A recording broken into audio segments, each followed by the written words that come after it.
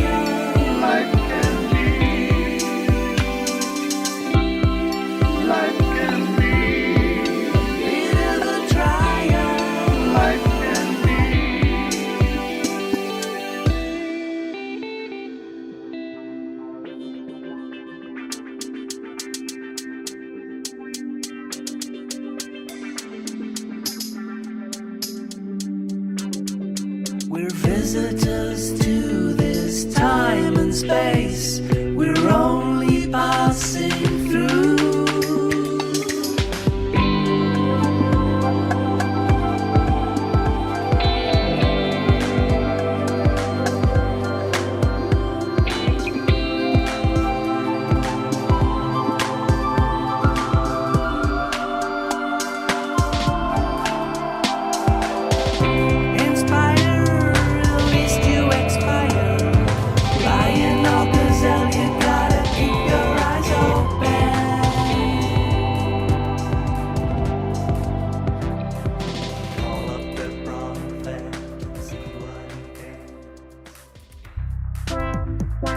The Jim and Terry Show, coming to you from the Hobbit Hole studio in Bobcaygeon.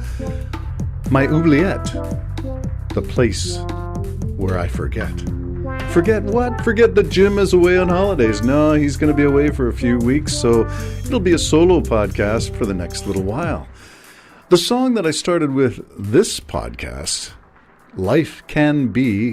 the proverbial ellipsis, the part of text when you insert it into a sentence or a phrase indicates something maybe of more extended thought was omitted.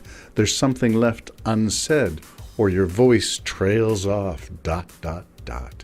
What's left out? Life can be so ... So what? Fill in the blank. Fill in the ellipsis. Choose your own adventure.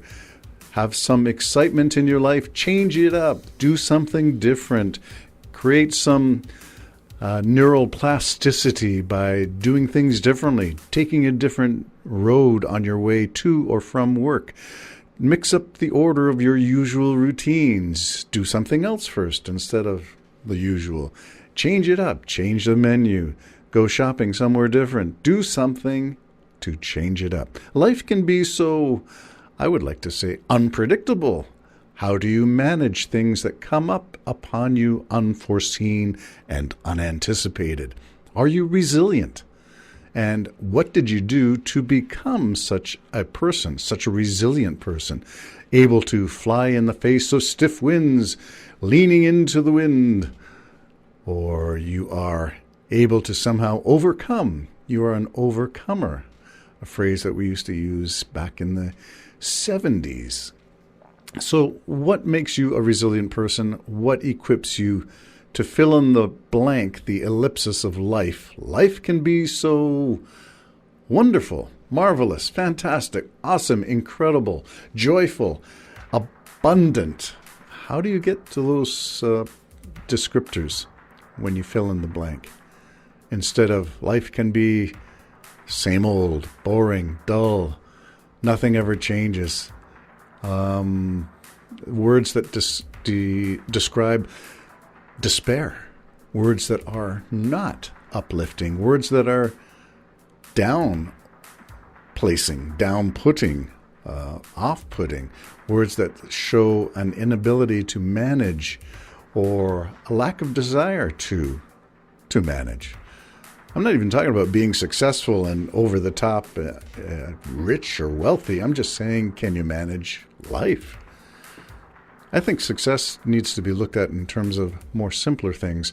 I was watching, I think it was a Netflix documentary called The Bling Ring about kids, 16, 17-year-olds, so minors, I think, in American law, who were raiding wealthy people's homes and stealing their stuff as if they were somehow entitled to the lifestyle that these wealthy people had.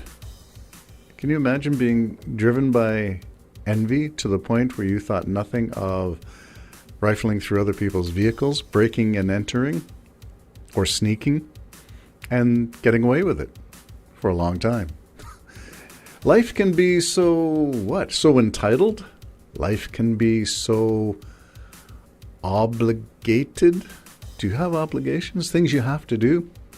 I was talking with my good friend Kathy Jones about being a sandwich person, the person who has to look after elderly, aging parents as well as care for children and grandchildren at this stage. It's difficult sometimes when you're being pulled in all sorts of directions. So how does resilience enter into that life can be, and you fill it in with some positives instead of some negatives? How do you get to that place? Some people will say it is their faith. It is their rock solid. On solid rock I stand, all other ground is sinking sand, quoting the old children's choruses and verses from Protestantism of years and centuries gone by. If that's where you draw your strength, good for you, because there is much wisdom and much solace to be gained from that kind of pursuit. Some of the people that I know are more, I'm not reluctant to use this word because it's become so disparaged, and that word is New Age, where you think outside the traditional religious box and you draw strength upon connections to angels, to past life experiences, to all kinds of things that are different than the traditional Protestantism of the, let's say, from the Reformation on to the present.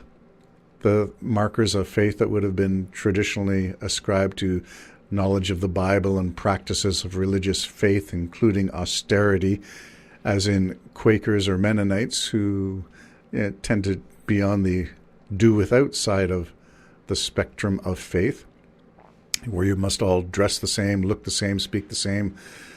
Sameness becomes something that people crave because it's predictable, reliable, never changes. And sameness is what some people crave in life. Whereas I tend to look at life these days as being, what can I do differently now? What can I learn differently? What is new and exciting? And that includes just simply getting out of bed and opening the curtains and looking at the sunlight, the sunrise. Difficult to see it at this time of winter when the sun is often still below the horizon when we get up normally for work. And sometimes it's even below the sunrise when you drive home from work. Finding meaning in all of these situations, whether you are literally in the dark or not, change it up. And how do you do that? Whether it's through meditation, through observances, and I was going to say observation, but I'm thinking observances, where you have rituals, routines that you use to mark your day, punctuate things.